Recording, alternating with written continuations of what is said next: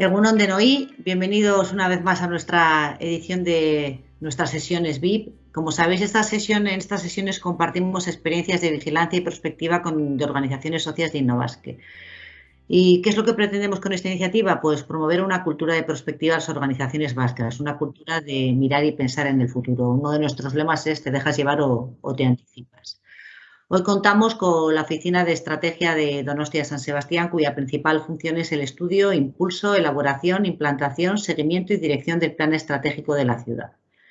La planificación estratégica territorial es una herramienta necesaria para poder construir una visión de ciudad futura común, como es el caso de Donostia. La alineación de las y los agentes públicos, privados y comunitarios ha permitido avanzar más y más rápidamente hacia el modelo de ciudad que todos queremos. La Oficina de Estrategia Donostia San Sebastián lleva trabajando 20 años en este proceso de reflexión y definición compartida que sirve de herramienta para acometer las grandes transformaciones de las ciudades, dando respuesta a los retos urbanos del siglo XXI.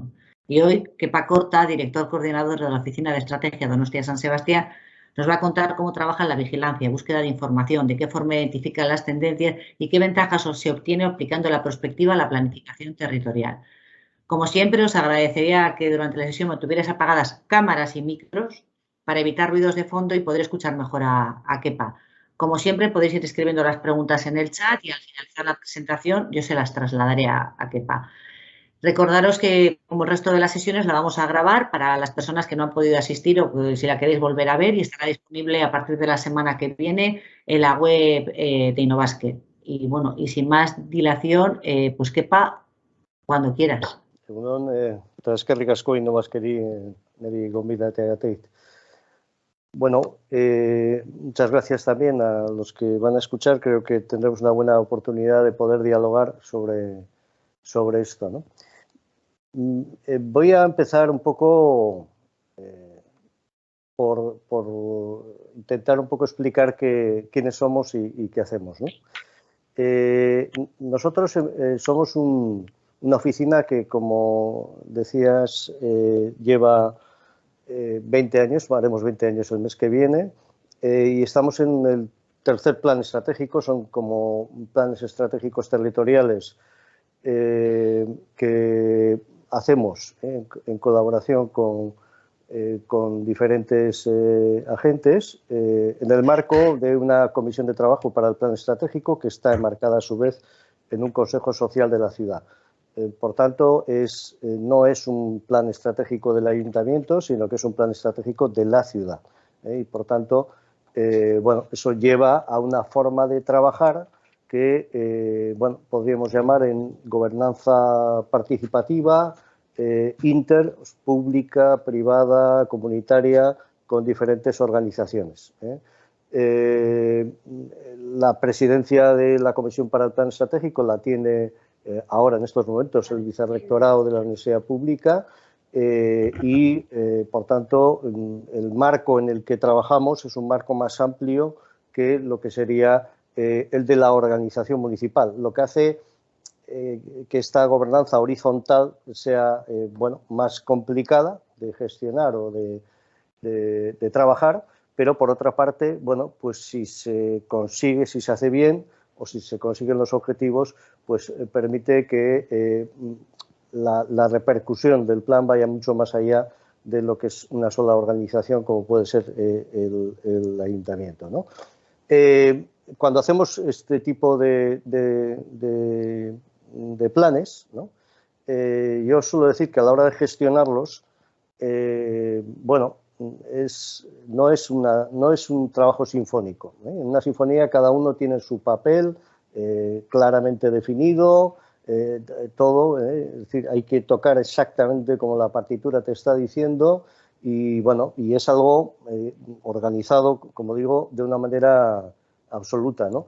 Lo nuestro es más parecido al jazz. Es decir, si conseguimos que los y las agentes, bueno, absorban el modelo de ciudad que se ha planteado, ellos en su ámbito van a poder desarrollar esas ideas sin necesidad de que alguien les diga que tiene que ser aquí, aquí está el silencio, aquí está, es perfecto, o sea, tiene que ser así, absolutamente medido, etcétera, ¿no? Sino que, bueno, dentro de lo que es un papel más armónico, pues ellos pueden tocar su propia melodía, ¿no? Pueden tener su creatividad para eso, ¿no? Bien, voy a explicar algunos conceptos básicos que me parece muy importante porque a veces nos olvidamos de la reflexión sobre lo que está debajo de todos estos procesos, ¿no? Bueno, esta viñeta me encanta porque, bueno, me parece que refleja muy bien, ¿no?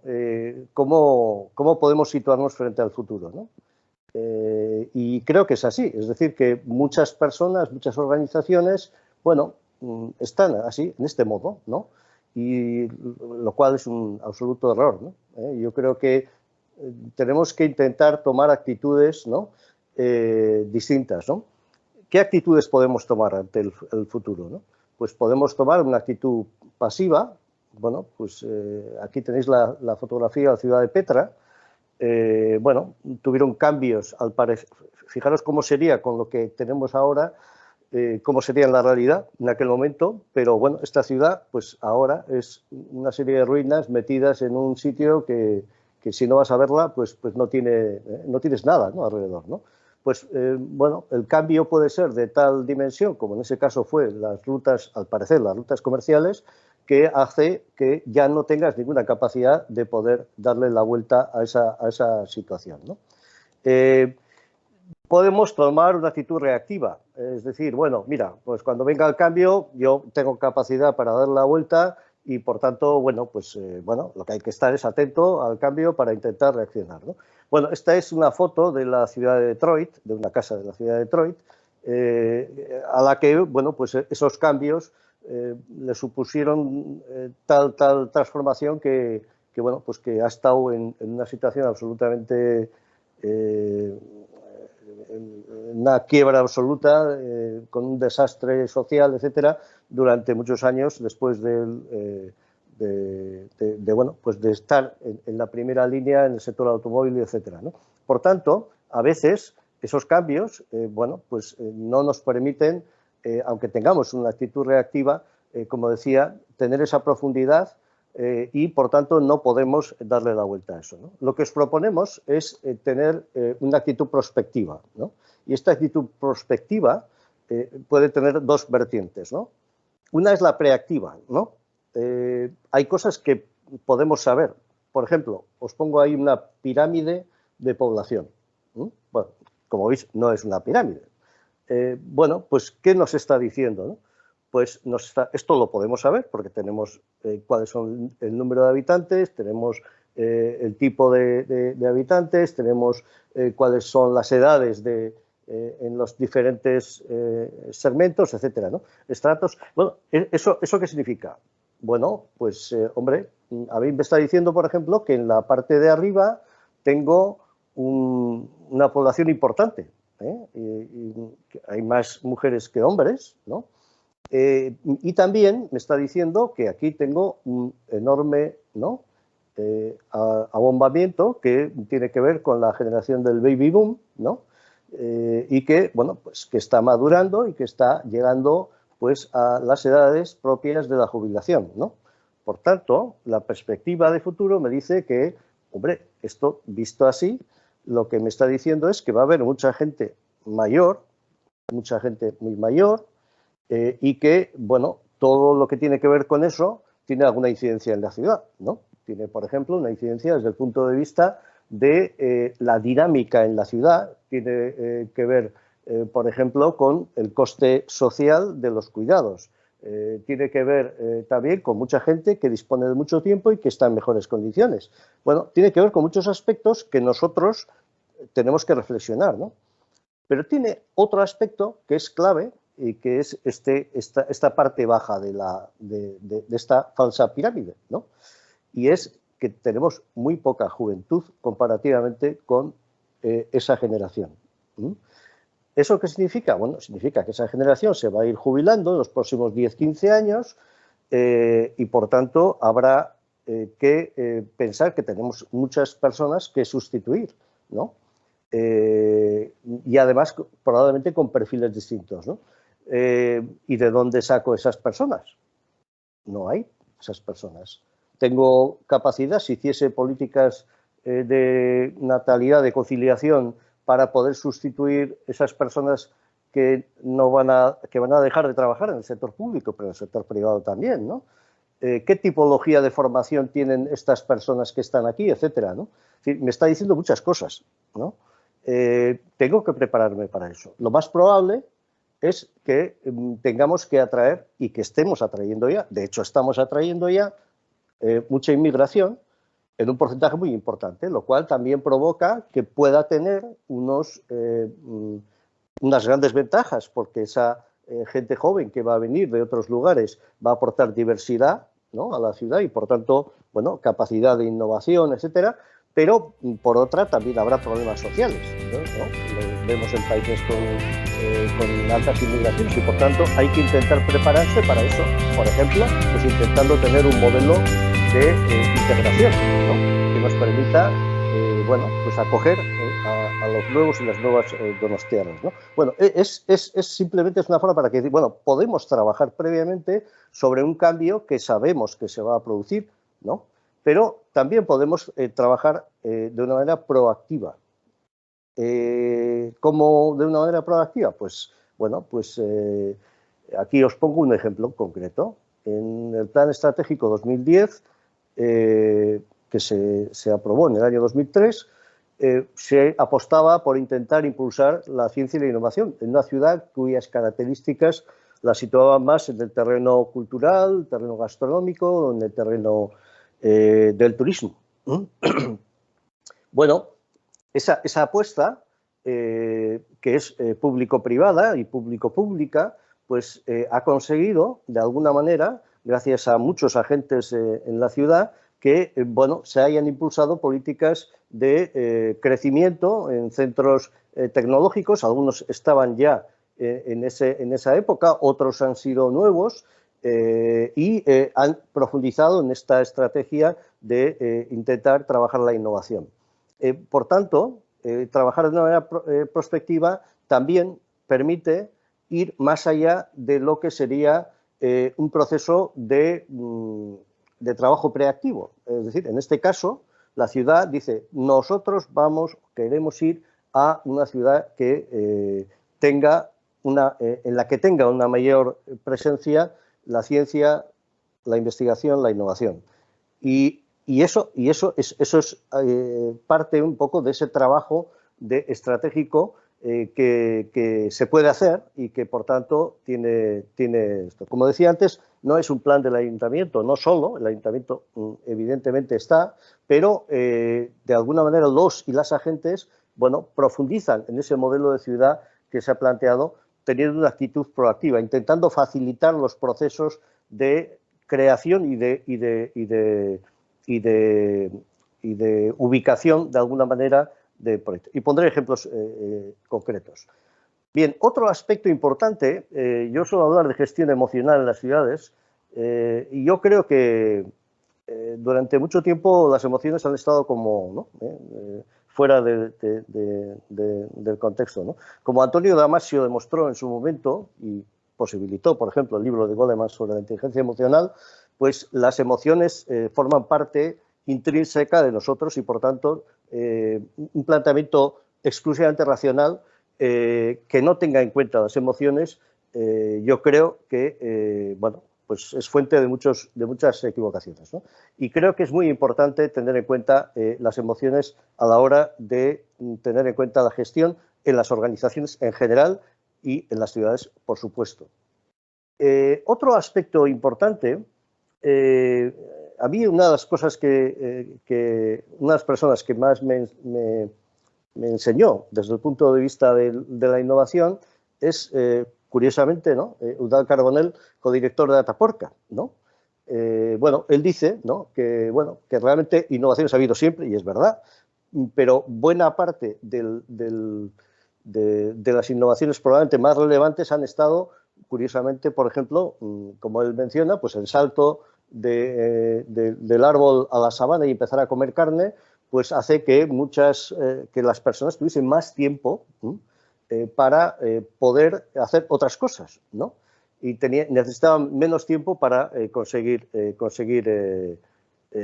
alimentación, ¿no? Con lo cual, y esta es una cuestión también que yo creo que a futuro va a tener una importancia relevante, que es qué pasa si utilizamos las nuevas tecnologías para intentar reducir el tiempo de dedicación al trabajo, por ejemplo, ¿no? Es decir, ¿qué pasa o qué ha pasado pues, con los modelos de creación y creatividad en el ser humano pues yo qué sé, el caso de Florencia o en su momento con los artistas, con una serie de personas que de alguna manera tenían más tiempo para hacer otras cosas, ¿no? Y no solamente aquello que de alguna manera tenían que hacer para poder subsistir, ¿no? Ese gran debate que se está dando ahora también con respecto a, como digo, bueno, la tecnología y el trabajo, ¿no? También dice una cosa muy importante, que es que la innovación, bueno, él decía que, bueno, que la técnica es lo que nos hace humanos, ¿no? Pero lo que dice es que la innovación no es importante estructuralmente hasta que no se socializa. Cuando el hábito nuevo se extiende es cuando tienes un nivel de competencia superior a tus competidores. Y esto es algo que se olvida muchas veces, ¿no? Es decir, no se puede trabajar la innovación en un laboratorio solo. Es decir, tiene que haber ese contraste, ¿no? Tiene que haber esa extensión, ¿no? Y además se produce en un marco, como él, por ejemplo, menciona, ¿no? El fuego. El fuego tardó 350.000 años en extenderse.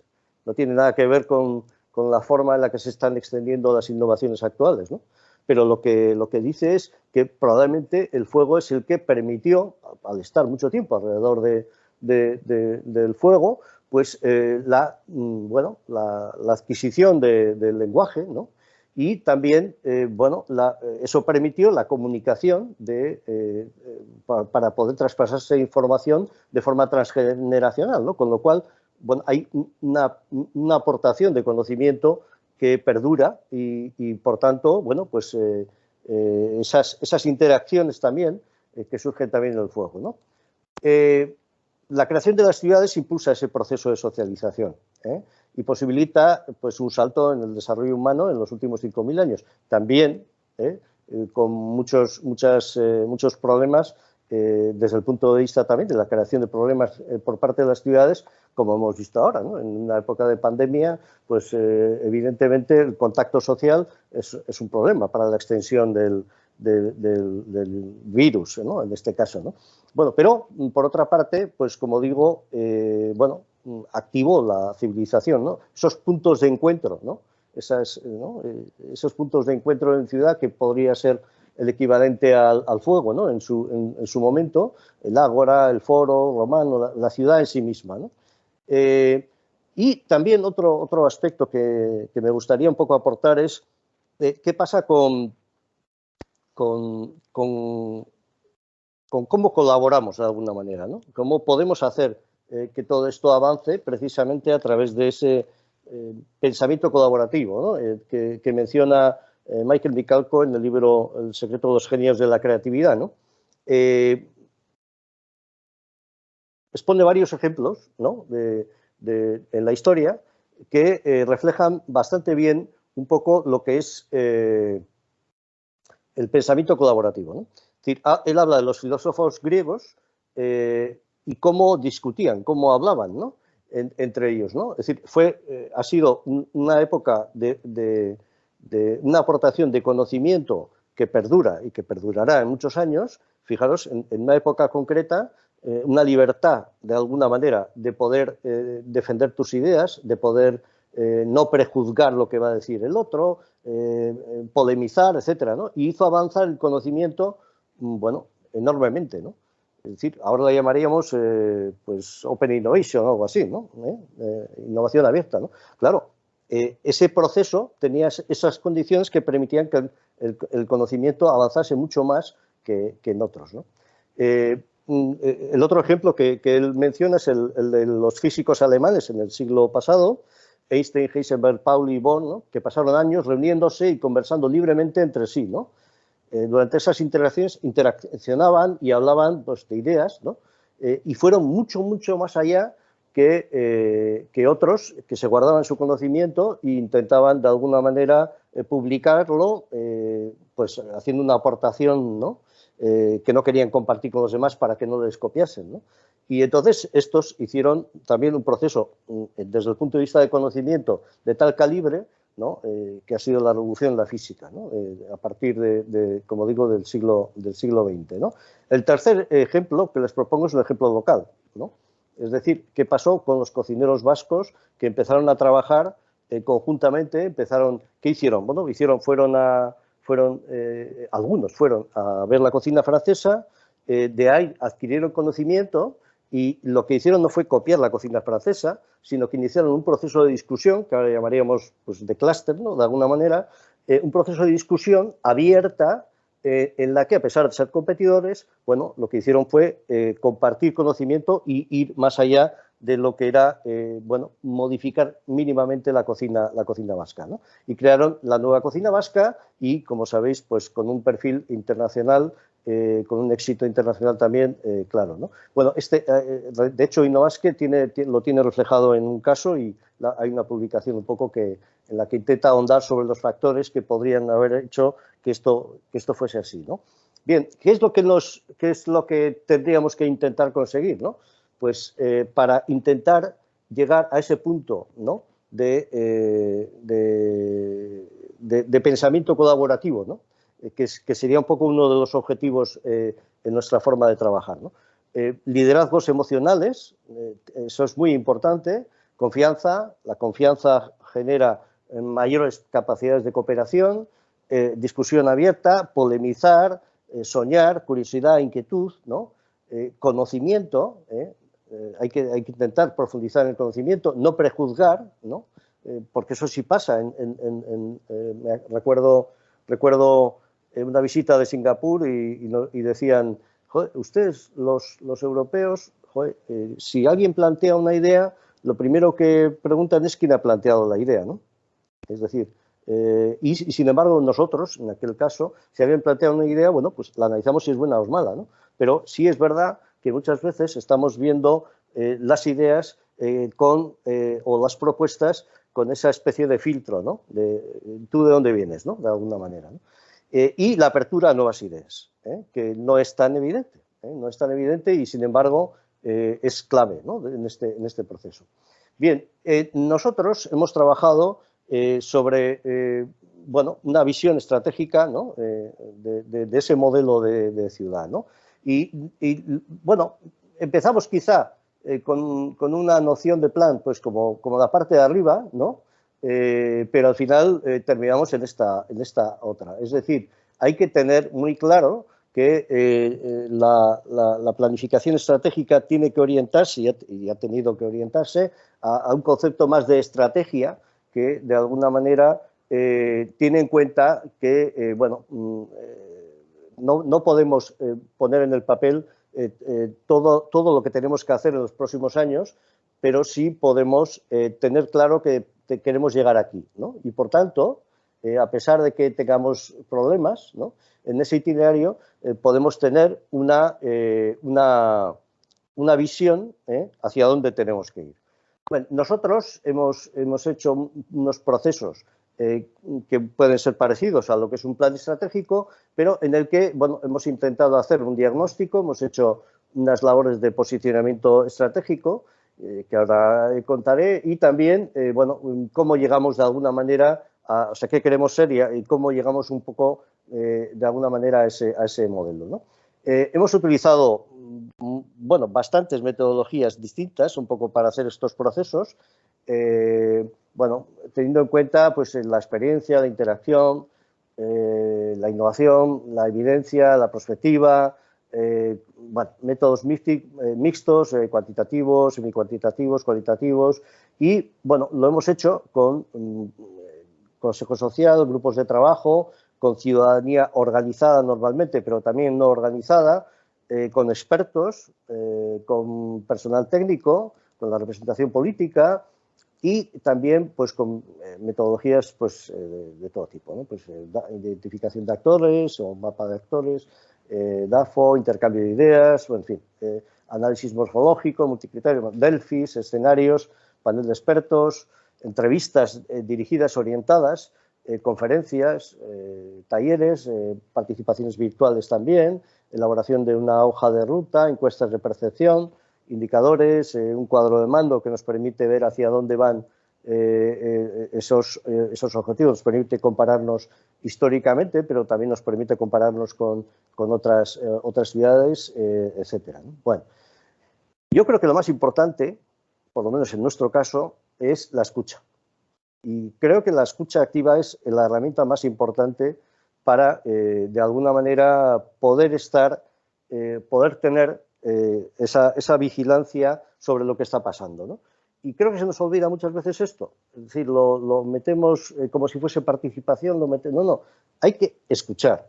Y escuchar te permite identificar oportunidades, te permite generar una capacidad de intuición, que yo llamo intuición estratégica, ¿no?, que permite estar al quite de lo que está pasando.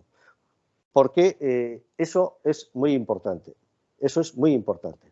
Nosotros, en el proceso de elaboración del plan, que tiene un escenario de 10 años y actualizamos, en teoría, cada 5 años, en principio, en ese proceso, hemos hecho un análisis de tendencias y escenarios, ¿no?, intentando identificar hacia dónde van, de alguna manera, esas tendencias, ¿no?, para intentar ver qué es lo que tenemos que hacer, ¿no?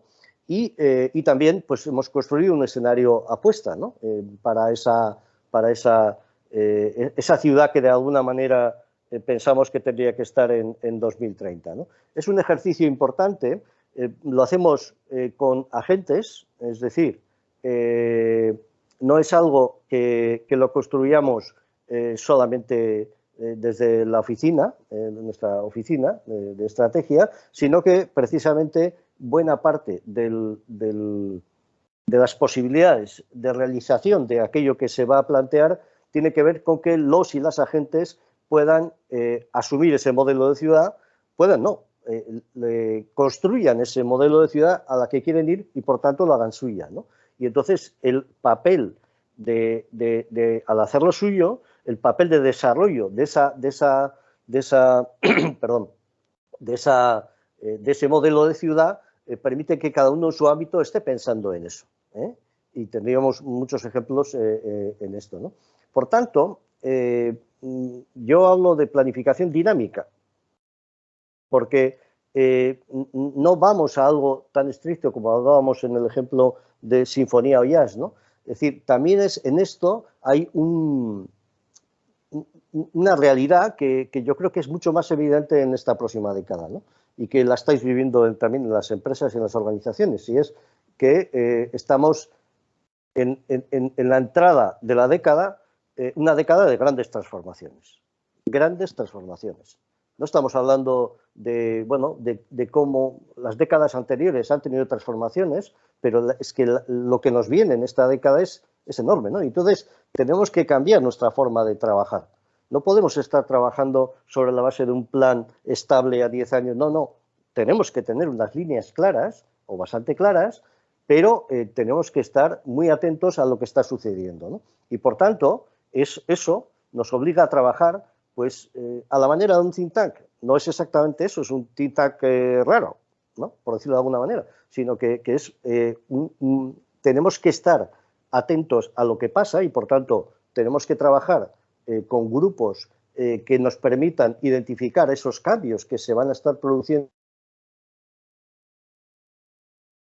profundos y, a su vez, a través de ese proceso, intentar que los y las agentes institucionales, privados y comunitarios vayan, de alguna manera, interiorizando eso que está pasando y estén atentos a esos cambios y propongan acciones para, de alguna manera, poder hacer frente a esos cambios. Por tanto, pasaríamos de un modelo de planificación muy estructurada a un modelo más abierto, de alguna manera, que nos permita estar muy atentos y atentas a los cambios, ¿no?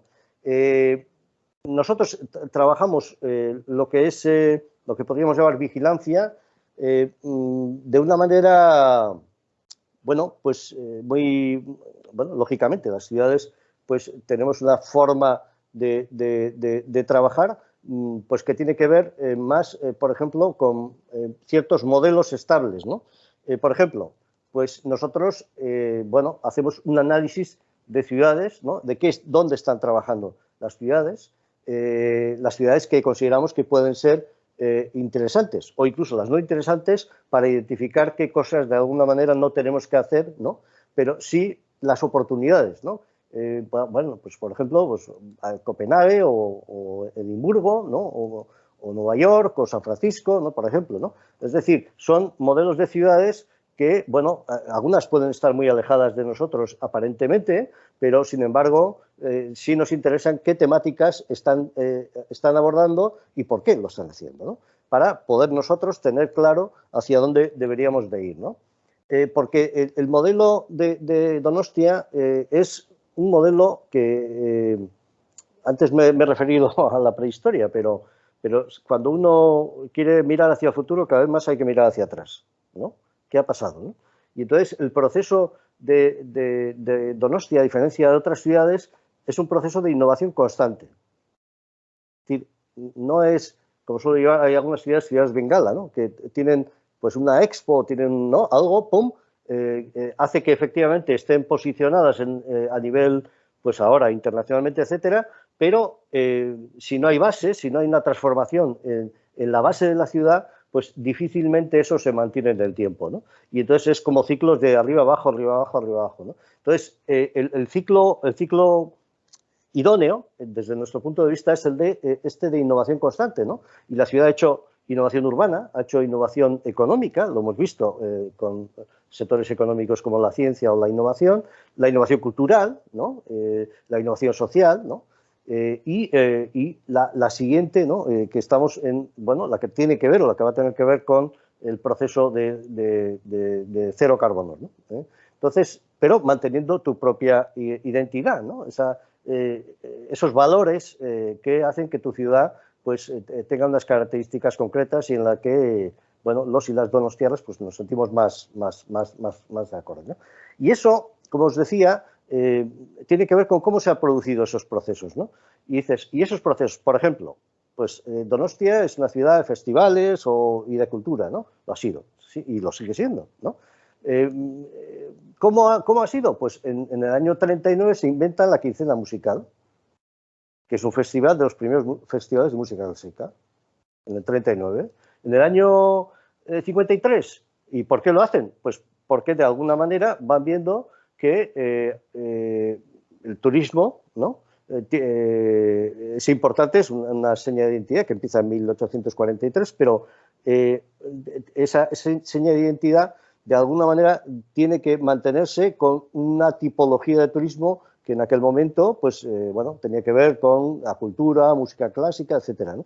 Y sin embargo, ese proceso de atracción para el turismo sirve, a su vez, para que la ciudadanía donostiarra tenga un modelo de cultura, un modelo cultural que le permite tener, pues, eventos que no tendría en una ciudad de esa dimensión de habitantes, por ejemplo, ¿no? Pero en 1953, pues también desde los sectores, determinados sectores de la ciudad, privados y luego públicos, pues se plantea la creación de un Festival Internacional de Cine, que ahora es de categoría A, la máxima categoría, pero es el año 53, es decir, también ante un proceso en el que tenemos que complementar la oferta que mantenemos y que además es en el mes de septiembre, ¿no? Y lo mismo con el Festival de Jazz, que se hace en el 66. Es decir, son procesos en los que hay una innovación constante. Es decir, no me quedo ahí, voy a la siguiente, ¿no? Y la gran mayoría de ellos, además, son procesos que se han impulsado también desde la propia ciudad, con lo que tiene que ver con el capital social, ¿no? También con una reinvención del espacio urbano, ¿no? Pues esta es la escultura de Basterrechea, esta es de Oteiza, ¿no? En otra parte de la bahía, o el Peine del Viento de Chillida, ¿no?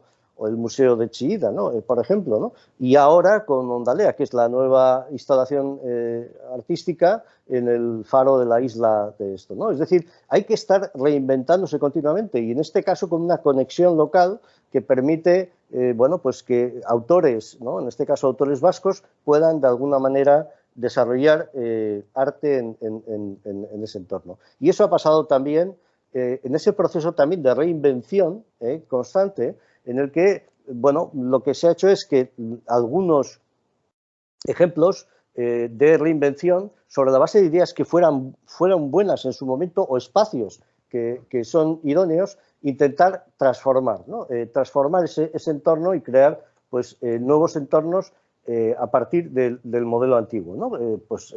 Cursal puede ser uno de ellos, o San Telmo, por ejemplo, ¿no? Con esa transformación también en los contenidos, el Aquarium, que fue una buena idea hace más de 100 años y que, sin embargo, se reinventa a sí misma, el San Martín, la transformación de un mercado, la transformación más en la línea de rehabilitación de lo que puede ser un teatro, la necesidad de incorporar retos a la ciudad para intentar vanguardizar de alguna manera la cultura, es decir, lo que ha sido bueno durante muchos años necesita estos retos para de alguna manera intentar refrescar, ¿no? la ciudad, ¿no? Y bueno, ese fue un poco el objetivo también de la capital europea de la cultura, o la transformación urbana, ¿no? Por ejemplo, en Tabacalera, que es una fábrica de creatividad, ¿no? En definitiva, ¿no? Y esa transformación que va haciendo esa transformación urbana que permite, de alguna manera, como digo, reinventar el modelo de la ciudad, ¿no? En este caso, por ejemplo, pues el proceso que seguimos para intentar diseñar este centro durante muchos años fue la observación de centros que podrían ser de características similares en otras ciudades en Europa. En Francia, por ejemplo, en Nantes o en Lyon o por ejemplo, en Marsella, ¿no? Es decir, Karlsruhe en Alemania, es decir, intentar de alguna manera identificar esos modelos que nos permiten de alguna manera estar en la vanguardia, de alguna manera, cultural, ¿no? Con procesos de transformación internos muy, muy interesantes, ¿no? Lo mismo en gastronomía, es decir, en gastronomía, ¿cómo incorporamos conocimiento e innovación a los procesos? Pues tenemos que atraer conocimiento, ¿no? Y ese conocimiento pues se atrae o se puede atraer, entre otras cosas, también a través de los eventos, ¿no? Y eso es algo muy importante porque significa que estás realimentando de alguna manera la innovación y el conocimiento de su ciudad, ¿no? O a través de un proyecto, como puede ser el Basque Culinary Center, ¿no? El proyecto que se creó en la ciudad a partir de, bueno, el Plan Estratégico 2010, que reflejaba la necesidad de hacer un proyecto de estas características, y eso ha permitido, de alguna manera, seguir o mantener ese posicionamiento internacional de la ciudad en el ámbito de la gastronomía, pues con una fábrica, de alguna manera, de conocimiento y un centro de innovación gastronómico que, de alguna manera, lo que hacen es estar actualizando ese conocimiento, ¿no? Y para ello estuvimos pues, en Nueva York, en el centro, en el CIA, etcétera, pero en muchos casos nos está pasando, y es lo que yo creo que a lo que tenemos que estar atentos, es que ya no tenemos muchas posibilidades de copiar. Podemos intentar identificar algunas ideas que nos aporten cosas, pero estamos en la experimentación, estamos en los proyectos piloto, es decir, que tenemos que trabajar sobre la base de nuevos escenarios, ¿no? Y esto funciona. Dos ejemplos de terapias avanzadas. Terapias avanzadas en el Parque Tecnológico de San Sebastián, en Miramón. En este parque tecnológico se ha ido desarrollando una estrategia biosalud que con unos agentes privados que han colaborado y públicos que han colaborado con los privados, que ha permitido que haya un alto conocimiento en terapias avanzadas.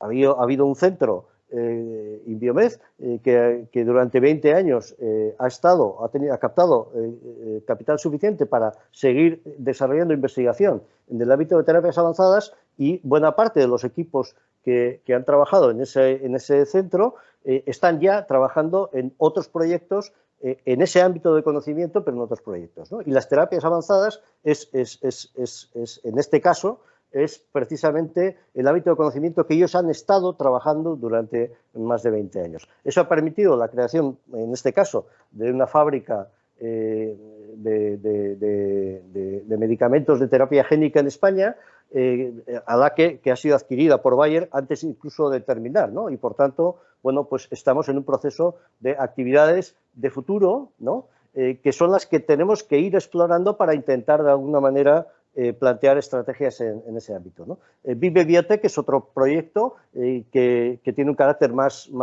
interno en la ciudad, de parte de esos dos equipos de Inbiomed, y que, bueno, pues han trabajado y están trabajando también en lo que puede ser la producción de vectores virales, ¿no? Es decir, un ámbito en el que después de la pandemia, evidentemente, es bueno, ha pegado un salto importante, ¿no? Y que va a pegar en los próximos años un salto importante, ¿no? Voy a terminar con un flash de los desafíos que entiendo yo que, de algunos desafíos, además de los que ya he comentado, que hacen muy importante el que estemos de alguna manera pensando en cómo podemos actuar en el futuro, ¿no? Como digo, además de los que ya he comentado, ¿no? Uno es la movilidad. La movilidad, por ejemplo, voy a poner solamente algunos ejemplos, ¿no? La transformación de la movilidad en la próxima década es muy relevante, por muchas razones, por razones tecnológicas, pero también por razones de lucha contra el cambio climático. Suponen prácticamente entre un 40 y un 60% de las emisiones de carbono de una ciudad y, por tanto, si hay que reducir las emisiones de carbono en un 55% en la última modificación que se ha hecho por parte de Europa, pues eso significa que hay que acelerar los procesos de cambio de modelo de movilidad. Y sabéis lo que se supone. Este es una fotografía de una crónica, ¿no? Cuando se empiezan con los proyectos de Bidegorri entre Ibaeta y el centro de la ciudad, ¿no? En lo que era la Concha, ¿no? Imaginaos los conflictos que hubo en su momento sobre esta cuestión. Bueno, hoy lo vemos de una manera normalizada, pero en ese momento fue un conflicto importante, ¿no? Es decir, necesitamos hacer transformaciones importantes y para eso necesitamos que la ciudadanía sea consciente de esto, ¿no? Bueno, transformaciones que tienen que ver con la electrificación, ¿no? Transformaciones que tienen que ver con tecnologías, con las tecnologías por ejemplo, de vehículos inteligentes, de robotización de muchos de los procesos en ciudad. Se habla mucho de industria 4.0 y esto, evidentemente, la fabricación de esto tiene su sentido, pero se habla menos de ciudad 4.0, ¿no? Y yo creo que ahí tiene que haber también hay una oportunidad desde el punto de vista de lo que tenemos y podemos hacer, ¿no?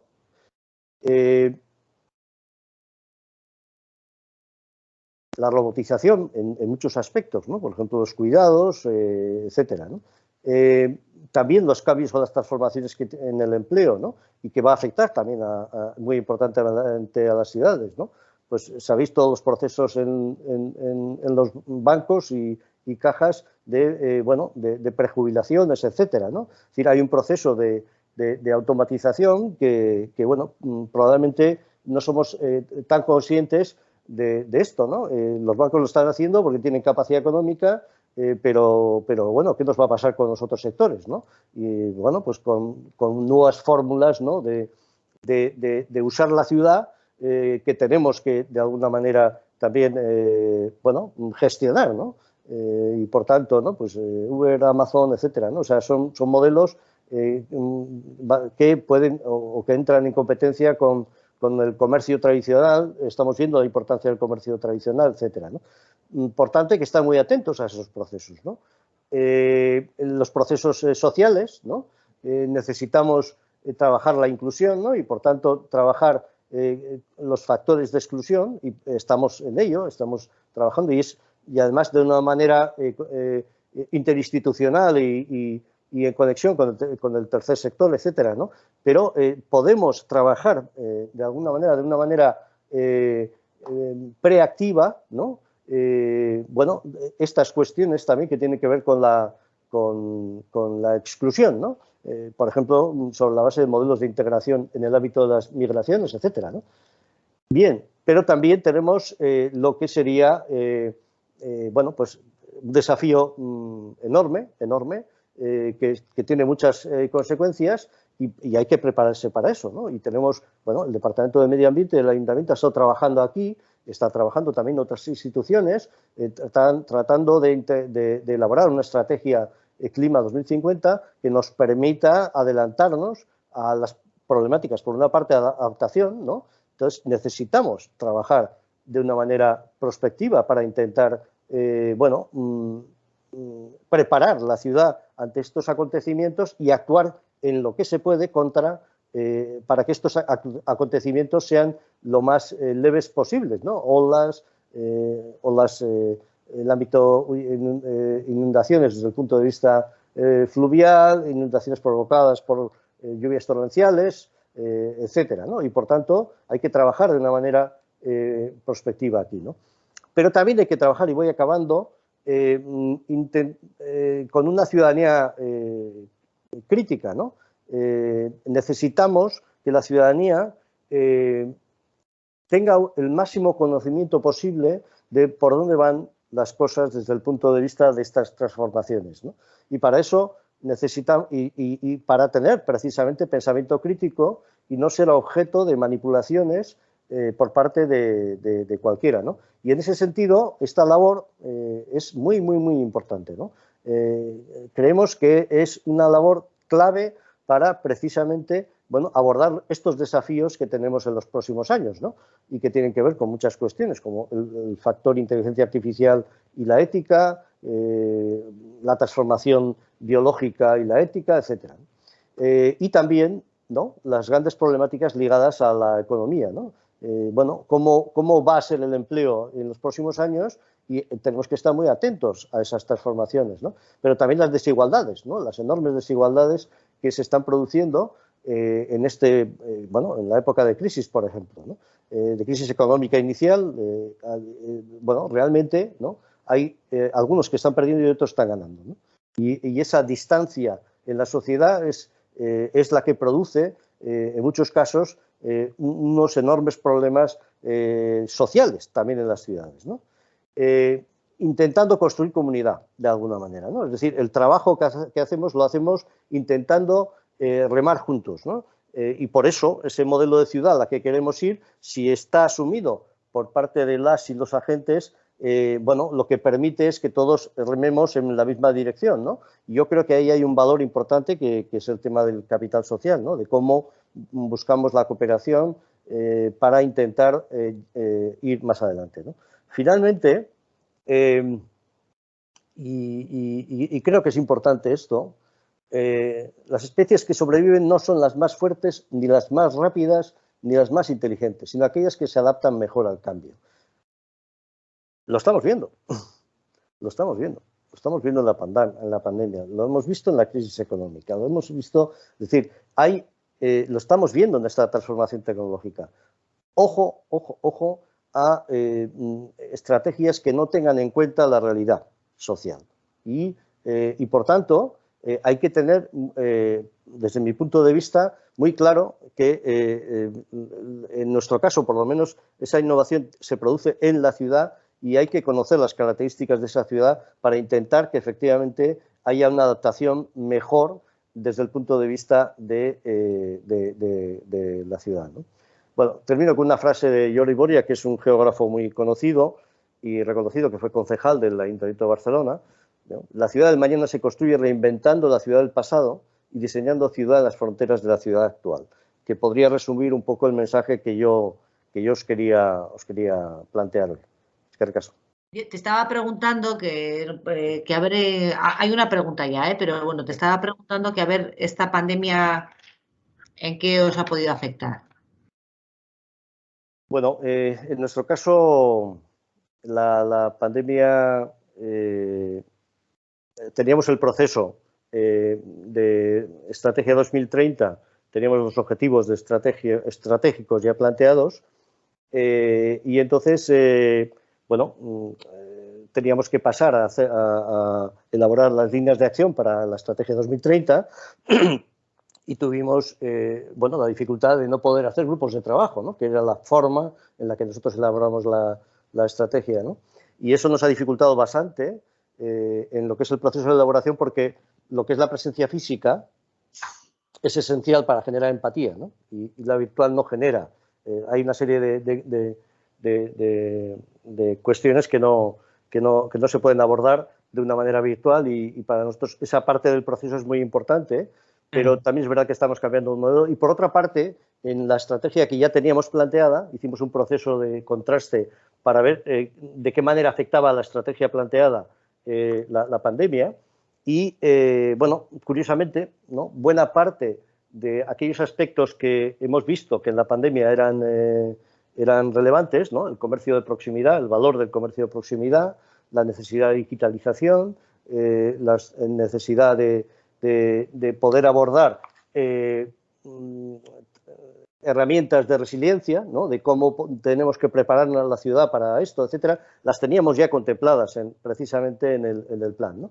Y por tanto, bueno, pues no ha habido que hacer grandes modificaciones, ¿no? Y yo creo que además que ahora estamos viendo igual, creo que no hay que echar las campanas al vuelo, pero creo que estamos viendo unos cambios que no, en algún caso son sustanciales, pero yo creo que han precipitado algunas cosas, ¿no? La forma de trabajo virtual como esta, por ejemplo, ¿no? Es decir, Claro, esto nos ha cambiado totalmente. Tenemos una pregunta y una persona que ha levantado la mano. Vamos a ir, si os parece, en orden. Nos preguntan si usáis algún tipo de metodología de vigilancia de tendencias. Bueno, ya he mencionado un poco, ¿no?, de que hay un análisis de tendencias que hacemos periódicamente. Nuestro trabajo básicamente es ese, además. Es decir, que tenemos que vigilar de alguna manera, ¿no?, qué está pasando en otros lugares.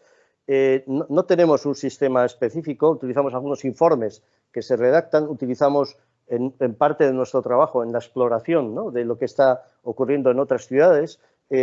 Y utilizamos mucho la escucha, a través de entrevistas para intentar saber qué se está produciendo ahí, ¿no? Porque yo creo que hay un salto entre la información publicada y lo que puede ser la información no publicada o tácita, ¿no?, que de alguna manera se necesita explorar a través de contactos, además, en muchos casos, de entrevistas personales que permiten profundizar, ¿no?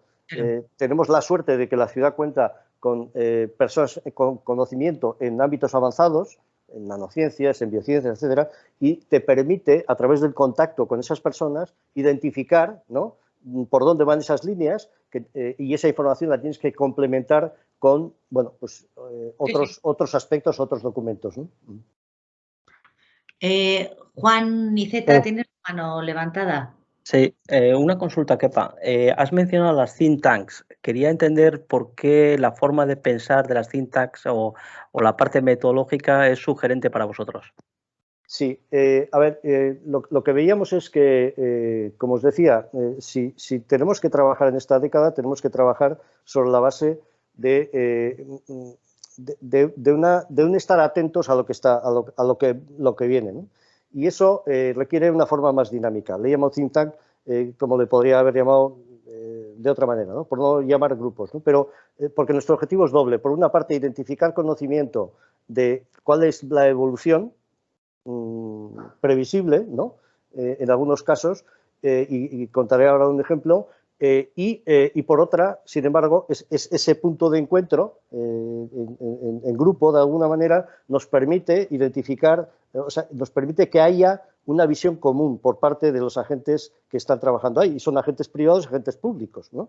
Entonces, ahí puede haber una especie de comunión, ¿no?, de simbiosis sobre lo que hay que hacer en los próximos años, ¿no? Y eso es muy importante. Entonces, esas dos funciones son claves, ¿no?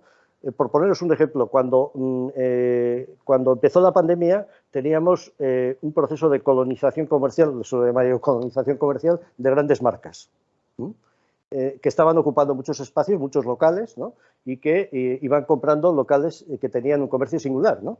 Y entonces, bueno, subía el precio de los locales, hay una pérdida de singularidad, etcétera, ¿no? Pero, ¿qué ha pasado? Que en la pandemia el proceso de digitalización ha provocado que muchas de estas marcas estén volcados precisamente en el proceso de digitalización, con lo cual en estos momentos están en retirada. Es decir, no están ampliando locales, sino incluso en algunos casos intentando cerrar algunos locales para ir con menos carga a su modelo digital, ¿no? Por tanto, claro, son transformaciones que ya veíamos venir, pero esta última, por ejemplo, pues se ha acelerado, ¿no? Es decir, hay que estar muy atentos a los procesos y es muy difícil ahora. Entonces, por eso hablamos de think tank, porque tenemos que estar muy atentos a lo que viene, ¿no? Y hay que absorber conocimiento efectivo, de alguna manera, para poder tomar decisiones y preparar la ciudad, ¿no? en esos cambios, ¿no? Perfecto. Alexis, ¿tienes levantada la mano? Bai, kaixo egunon, eta mila esker aukera hau emateagatik, eta entzuteko aukera emateagatik, ezta. Quería hacerte una pregunta. Vosotros sois una oficina municipal muy potente, muy potente en el sentido de que lleváis mucho tiempo trabajando. Yo soy de un municipio cercano. Igual que vosotros trabajáis en todo vuestro entorno local, lleváis tiempo trabajándolo y hacéis un trabajo que creo que muy bueno. ¿Se os han acercado ayuntamientos del entorno para conocer vuestra experiencia, vuestras metodologías y poder aplicarlas o poder llevarlas? Porque yo detecto que así como vosotros creo que lo hacéis muy bien, en ayuntamientos más o menos cercanos, en Guipúzcoa concretamente, creo que hay una enorme carencia en este tipo de actividad estratégica. Y no sé si se os han acercado o habéis podido compartir vuestra experiencia con ellos. Eskerrik asko. Eskerrik asko, Zuri. Lo hemos hecho. Yo, de hecho, he estado en algún municipio también en Guipúzcoa. Menos de lo que nos gustaría. O sea, yo creo que tenemos que compartir, porque además en esto no es una ciencia exacta, ¿no? Y por tanto, las experiencias nos ayudan a todos, ¿no? Y a todas. Y yo creo que hay... nosotros estamos abiertos. Esto de la innovación abierta y pensamiento colaborativo nos lo creemos, y por tanto, pues estamos abiertos a colaborar con cualquier municipio que quiera, y bueno, lo hago yo también habitualmente en municipios en otras ciudades, tanto aquí como en otros países, ¿no? Entonces, yo creo que claramente, y ese es un desafío también que tenemos como ciudad, que es la relación, ¿no? del conjunto del territorio con nosotros. Nosotros nos lo queremos y vamos, tenéis los datos de contacto si no los podéis pedir y bueno, todo lo contrario. O sea, pensamos que esto, que es bueno que todos y todas las ciudades estemos pensando en esto, ¿no? Trabajando así, ¿no? Nos pregunta Unai si utilizáis algún software de seguimiento de vigilancia tecnológica mediante que realizáis un seguimiento más de forma automatizada. No lo hemos hecho. Tenemos una cierta ventaja porque al estar todos estos años trabajando en este ámbito, ¿no? 20 años trabajando con los y las agentes, etcétera, esa especie de vigilancia la estamos haciendo continuadamente, ¿no? Y no hemos utilizado ninguna herramienta. En algunos casos, por ejemplo, sí utilizamos un cuadro de mando, ¿no? Intentando identificar indicadores, y ahora estamos trabajando en lo que es, bueno, lo que es el ayuntamiento está trabajando a través de la Unidad Municipal de Información en una automatización de procesos de indicadores, de elaboración de indicadores georreferenciados. Pero desde el punto de vista de la mecánica de la oficina, como digo, el largo tiempo, y este es un tema muy importante también, es decir, que se necesita que haya una continuidad en estos trabajos, ¿no? Y eso es muy complicado también, muchas veces, muy difícil, porque hay cambios políticos y no siempre pues, la nueva alcaldía, ¿no? Entiende bien, ¿no? estas cuestiones y uno de los elementos claves es cómo introducimos el pensamiento estratégico en la política, ¿no? Y entonces, bueno, pues a veces eso hace que no podamos de alguna manera tener, o sea, perder todo el sistema relacional, ¿no? El sistema relacional es básico. Yo me acuerdo cuando al inicio, ¿y qué hace usted? ¿No? Pues, mire, soy como una especie de Google de la ciudad, ¿no? Y decía, joder, ¿el Google qué hace? ¿No? Pues, ¿qué hace? ¿No? Conecta, ¿no? Conecta información. Entonces, si tú estás trabajando con la gente, la pérdida que supone que cortes eso, pues es un activo fundamental. Ese sistema relacional es un activo fundamental. Y eso, pues la única manera que hay es de trabajarlo con tiempo, de construir confianza, Porque es cuando tú sabes de verdad lo que está pasando, no lo que están diciendo que pasa, sino las tripas de las cosas, ¿no? Es decir, ¿qué está pasando en este sector, ¿no? Y eso requiere pues una profundidad, ¿no? Y la profundidad, pues en estos tiempos digitales, creo que es precisamente uno de los problemas, ¿no? La pérdida de profundidad en muchos de los planteamientos, ¿no? Las modas, etcétera, ¿no? Sí. Kepa, ¿en algún momento habéis tenido que cambiar algún plan estratégico que ya teníais definido? ¿De repente habéis tenido que hacer un cambio, un giro? Sí. Pues no necesariamente. Es decir, es verdad que las estrategias que se plantearon en para el Plan Estratégico 2010 eran muy rupturistas en algunas cosas con respecto al modelo de ciudad, ¿no? Como en este ámbito de ciencia e innovación, ¿no? Pero después sí que ha habido una cierta continuidad en el tiempo, ¿no? Eso sí, identificando, pues, por ejemplo, en el ejemplo que he puesto del ámbito biosalud, ¿no? Por ejemplo, ¿no? Que aparecía como un ámbito en el que teníamos que desarrollar, en el que teníamos muy pocas capacidades, pero en el que, como digo, pues ha habido y hemos aprendido mucho en esos procesos, ¿no? Hemos aprendido, claro, es decir, cuando tú tienes la visión, has visto crecer, ¿no? El mundo bio en la ciudad, ¿no? Desde el año 2002, en el que no había prácticamente capacidades en este ámbito, pues bueno, al final, ¿qué ha funcionado y qué ha fallado, ¿no? Y qué cosas que han fallado, sin embargo, han funcionado después. Es decir, que había que haber intentado mantener ese proyecto, ¿no? Más tiempo, ¿no? Para que pudiesen germinar de alguna manera las oportunidades, ¿no? Y ese es un tema crucial también, ¿no? Entonces, hay nosotros ese mantenimiento, de alguna manera, de esas estrategias, esperando esa oportunidad, ¿no? Pues es clave, ¿no? Es clave. Y yo cuando lo hablaba con el director de uno de los proyectos que os he presentado, de terapias avanzadas, ¿por qué ha venido usted aquí? Pues yo he venido porque el conocimiento está aquí. Las personas que han desarrollado conocimiento en terapias génicas y celulares son personas que están aquí. Y ese es uno de los factores de atracción, ¿no? de proyectos. Pero esta fase no se ha producido hasta que las terapias avanzadas pues, han sido ya desarrolladas, pues, por ejemplo, en algunas de las vacunas, ¿no? Y que han demostrado un buen funcionamiento, ¿no? Ese salto, esa oportunidad, ese momento, ¿no?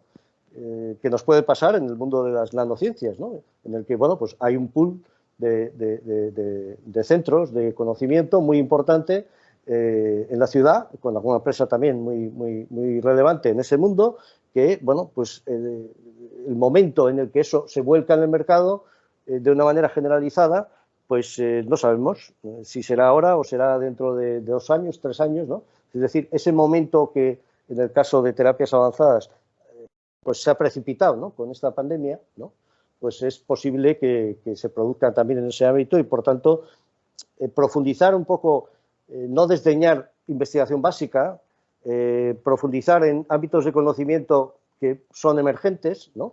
Que igual no salen al final, pero sí parece que en el mundo nano pues ya se está viendo ya orientaciones a mercado casi, ¿no? Estamos ahí en ese punto, ¿no? Claro, tienes que preparar la ciudad para eso, ¿eh? En el ámbito bio hemos preparado con una bioincubadora, ¿no? Bueno, pues una bioincubadora ha permitido que en estos momentos proyectos en el ámbito de salud pues estén apareciendo y se estén desarrollando. Claro, tienes que intentar identificar que hay en ese sector tienes una oportunidad, claro, y eso lo haces, como digo, con agentes en la ciudad, contrastado, ¿no? Con otras experiencias, identificando modelos, si los hay, que hay unas dificultades también grandes, en ámbitos emergentes, ¿no? Alexis, no sé si no te he bajado la mano antes o es que quieres hacer otra pregunta. Sí, quiero hacer otra. Vale. Beste galdera pare bat. Bueno, hacer estrategia es un poco hacer prospectiva y levantar la mano con todos los datos que uno tiene y tratar de predecir hacia el futuro, ¿no? Hacia dónde debemos ir y queremos ir. Eso es muy complicado, ya lo sabemos, y en ese camino siempre metemos, nosotros en otros ámbitos, pero factores de corrección, ¿no? Es decir, hacemos una estrategia X tiempo, vemos que esa estrategia igual no es la más correcta y vamos evaluando, vamos corrigiendo. en entornos como el que yo me muevo, que somos relativamente pequeños, cambiar eso ya nos cuesta. En una estrategia como la vuestra, que deben ser muy grandes, muy complejas, muy a largo plazo, con inversiones, imagino que muy fuertes, esos factores de corrección supongo que son muy complejos. Y me gustaría que comentases eso, porque a nosotros nos cuesta bastante detectar, cambiar, movernos una vez. En vuestro caso imagino que es mucho más complejo y me gustaría saber cómo lo hacéis. Y luego otra cosa, ¿cómo se lidia, y lo voy a poner muy entre comillas, con el fracaso? Es decir, vale, esto no funciona. Hemos apostado, hemos mantenido la apuesta X tiempo. Ya has mencionado algo, ¿no? Que pues algunas cosas que parecía que no funcionaban y igual os bajasteis de ese tren, resulta que luego siguieron. ¿Cómo se lidia con esto que habíamos pensado, que además en vuestro caso pues es a largo plazo y muy potente? Eskerrik asko. Eskerrik asko zuri, Alexis. A ver, empezando por contestarte un poco a la primera, antes he intentado un poco también contestar a una pregunta parecida. Los cambios, cuando estás trabajando en el medio y largo plazo, bueno, son cambios. Ya ha habido algunos proyectos que no han funcionado. Yo creo que, por eso hablo un poco de dinamismo, ¿no? Y eso, bueno, ha habido proyectos que no han salido, es decir, que no han salido por razones diversas.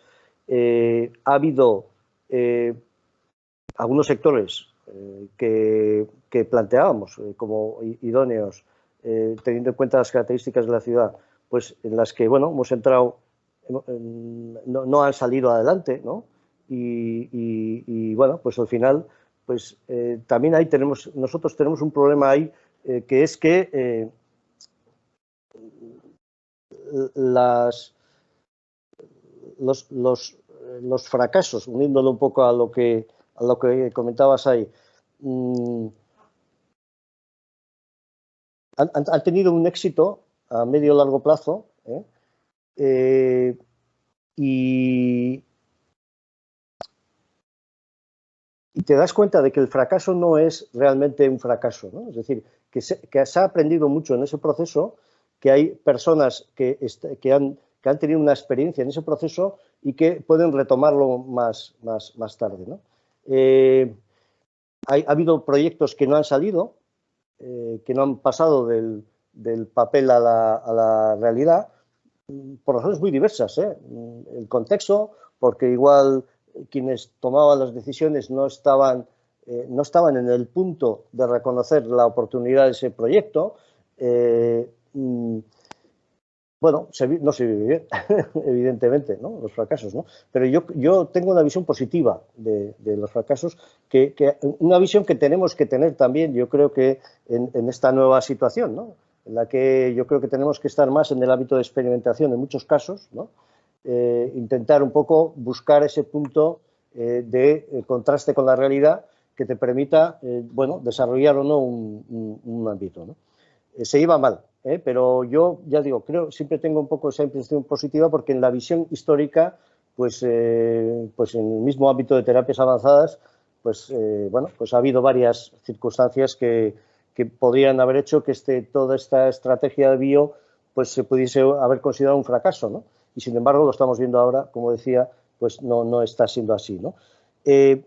Luego, desde el punto de vista de lo que es los cambios, hay un tema muy importante que yo creo que tampoco se está diciendo con claridad esto, ¿no? Tenemos unas transformaciones muy importantes que estáis viviendo muchas empresas, muy rápidas, ¿no? Y tenemos una administración pública que tiene un modelo del siglo XIX, ¿no? Entonces, a la hora de plantearse los cambios, ¿no?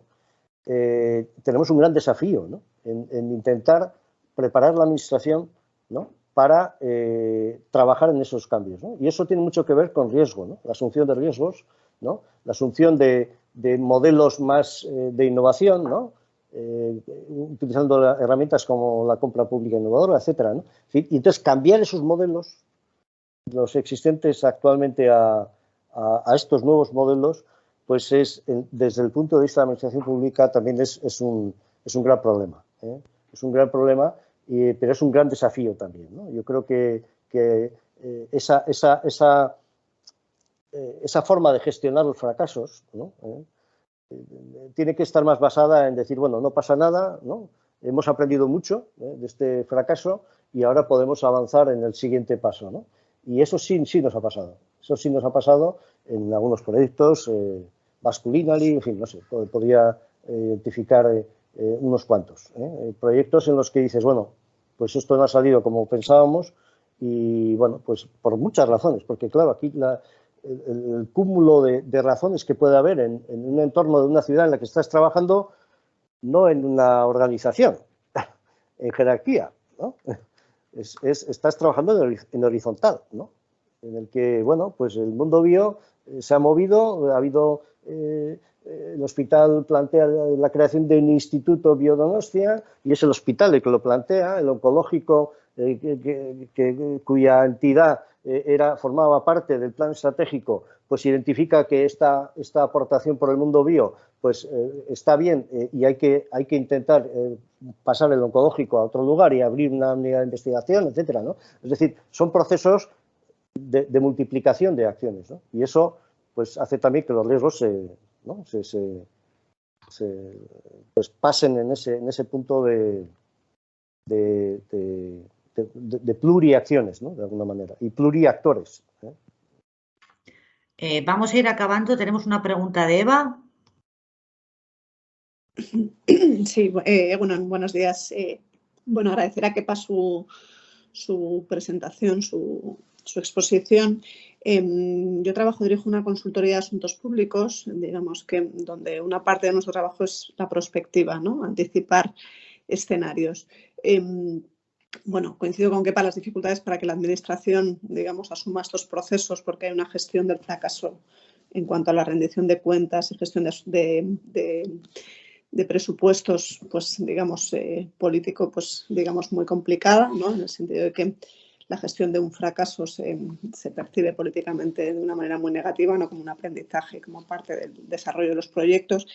Pero me interesaba, bueno, aparte de las metodologías, que esto nos requeriría más tiempo de reflexión y de debate, si estáis incorporando todo el tema del Big Data, inteligencia artificial, datificación para, digamos, el análisis de los escenarios de futuro. Es decir, yo creo que sí que tenemos una dificultad en Euskadi sobre la disponibilidad de datos abiertos, ¿no? Que nos permitan, digamos, analizar tendencias,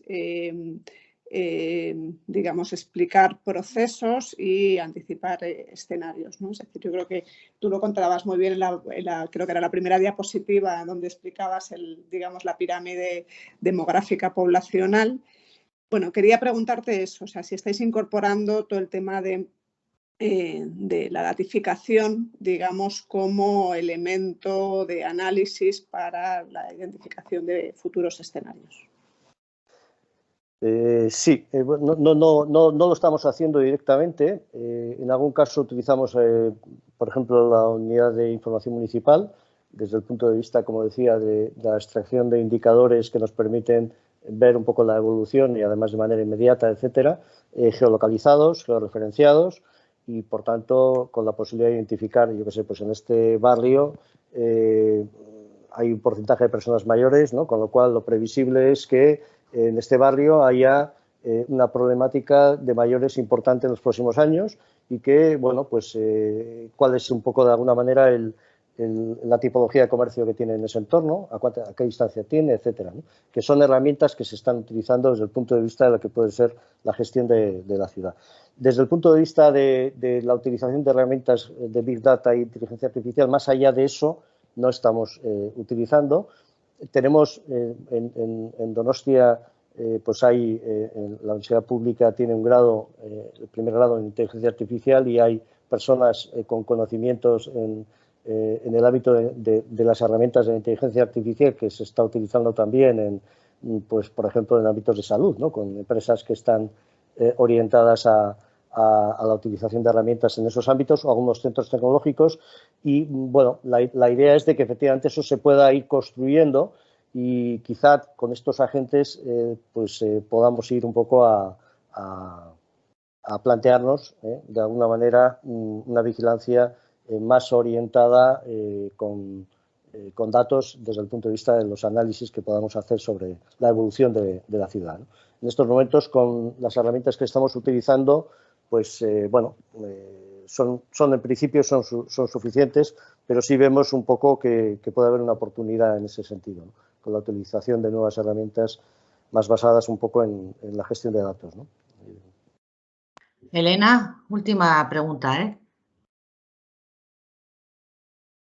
Egunon, buenos días. Quería agradecer la participación, la posibilidad de la participación de poder escuchar a Kepa en estas labores y quería hacer simplemente un pequeño inciso, recogiendo un poco esa idea de ágora, de plaza, de sitio en el que poder interactuar y esa agilidad que era la comunicación horizontal y libre, no escrita, no guardada, no comunicada en formatos normales.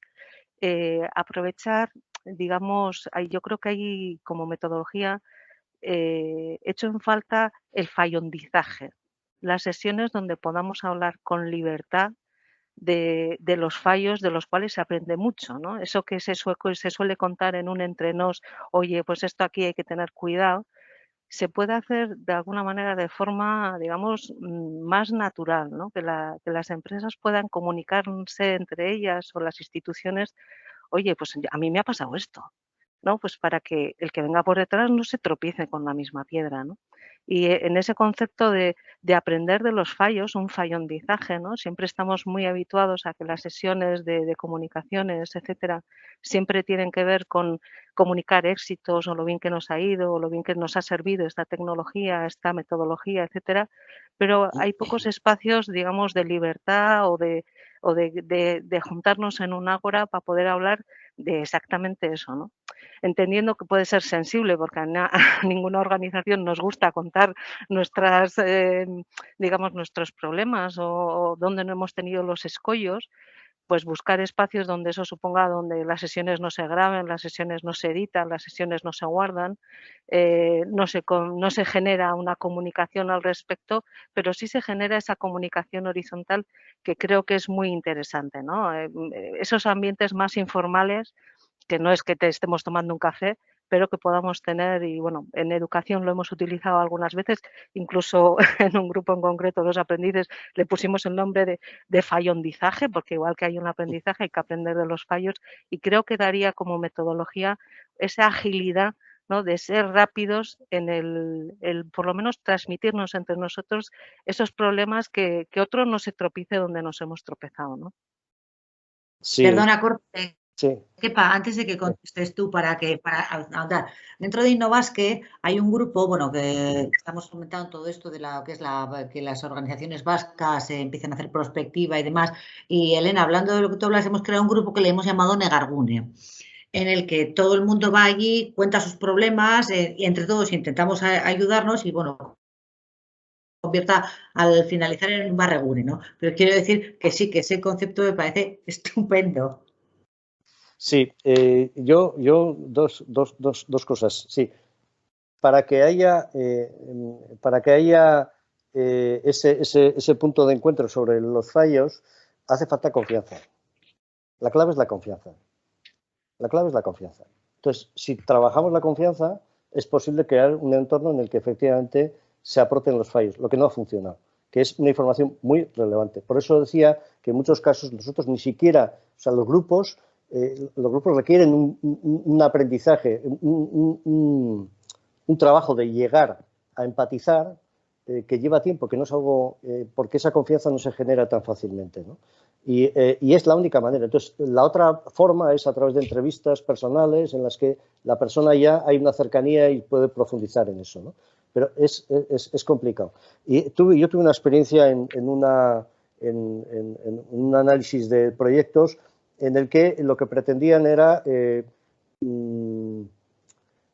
hacer como una especie de proyecto piloto de vídeo en el que se pudiese documentar en los procesos de investigación el fracaso.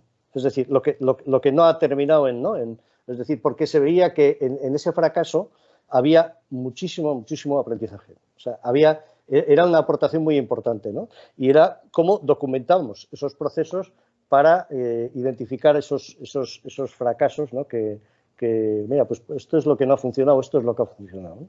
Yo ya digo, yo creo que la clave está en la confianza y creo que tratar de buscar espacios de encuentro en los que se aumente el nivel de confianza es la clave, es la clave. Y bueno, y eso al final, pues lo hemos visto también con los cocineros, ¿no? Cuando nos habla un poco de clúster, al final es innovación abierta, claro, sí, ya, pero al final eso tiene que ver con decir, oye, por aquí no vayáis, que esto no ha funcionado. O bueno, en este caso no nos ha funcionado por estas características concretas, ¿no? Pues yo por ir acabando, sí que te invitaría, Kepa, a que animes a las organizaciones o recomiendes también a que estén alerta, ¿no? Porque en muchos casos hay que tener la antena activada, porque en muchos casos ocurre que las personas no activan sus antenas porque existen prioridades, prisas o incluso porque piensan que para ellos no es, ¿no? Que eso es para las grandes organizaciones, no para la nuestra. Entonces, al final, y más yo creo que siempre ha sido prioritario, pero creo que después del año pasado debería ser fundamental en las organizaciones, ¿no? Después de lo que pasó, creo que si no estamos un poco viendo, entonces, Sí, ¿sepa? sí. Bueno, yo creo en esto. Es decir, llevamos 20 años, pero yo fui alcalde de un municipio de Guipúzcoa del 87 al 91 y hicimos un plan estratégico en aquel momento, en el 88, 89, cuando todavía no había planes prácticamente aquí en el Estado. Y lo hice porque estaba continuamente apagando fuegos, ¿no? Y yo decía, pues tengo que pensar a largo plazo. Es decir, yo no era más listo que los demás, simplemente pues me hice esa pregunta, ¿no? Y me encontré con una persona que me dijo, mira, están haciendo planes San Francisco, no sé qué, y entonces al final hicimos, ¿no? Y yo aprendí mucho en ese proceso, ¿no? De aquel plan, ¿no? Aprendí que hace falta un seguimiento, que hace falta alguien que de alguna manera está tirando de eso, pero el aprendizaje un poco de poder hablar con gente con la que normalmente no hablas más que si hay problemas, ¿no? De alguna manera, ¿no? Es decir, pensar juntos sobre el futuro, ¿no? Y la necesidad de abordar el futuro, ¿no? Yo creo que es clave, es clave. Y no es tan complejo, es decir, no hay que pensar tampoco en... yo digo, he puesto ahí una diapositiva sobre la escucha, de estar atentos, de ver, de intentar ver por dónde están yendo las claves del mercado o de la ciudad, y para eso hace falta estar o sea, hay que estar mucho con la gente, ¿no? Hay que escuchar, y eso te permite tener lo que yo llamo intuición estratégica, ¿no? Es decir, que al final, pues, Kenichi Omae, que es un japonés, te habla de que sobre todo, esa capacidad de intuición estratégica es clave, ¿no? Es clave a la hora de abordar la toma de decisiones, sobre todo en un mundo tan cambiante como en el que estamos. Yo claramente creo que es una herramienta que funciona, a veces no, pero funciona. O sea, es absolutamente necesaria. Yo ahora, por ejemplo, no me plantearía el entrar en una organización sin trabajar la perspectiva.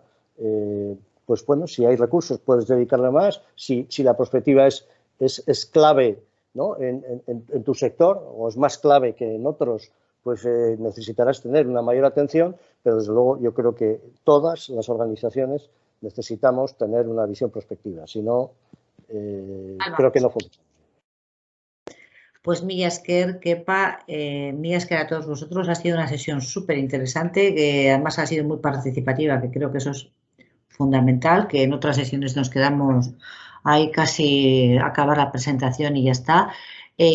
Recordaros simplemente que la sesión estará colgada a partir de la página web de InnoBasket para que la podáis volver a ver o si no la habéis podido ver desde el principio, lo que queráis.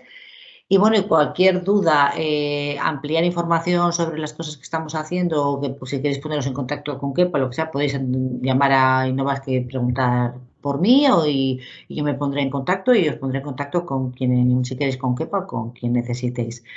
Y bueno, pues nada más por mi parte, nada más, eskerrik asko eta hurrengo saiora arte.